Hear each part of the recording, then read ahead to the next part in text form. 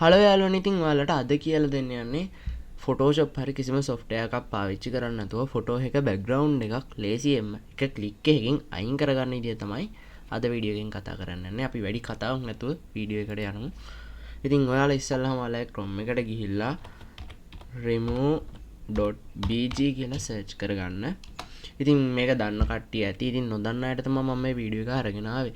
ඉතින් දැන් ඔයාලට බෑග්ග්‍රවුන්ඩ් රිමූව් කරගන්න ඕන ෆොටෝ එක තෝරලා මේකට දාගන්න ඕනේ.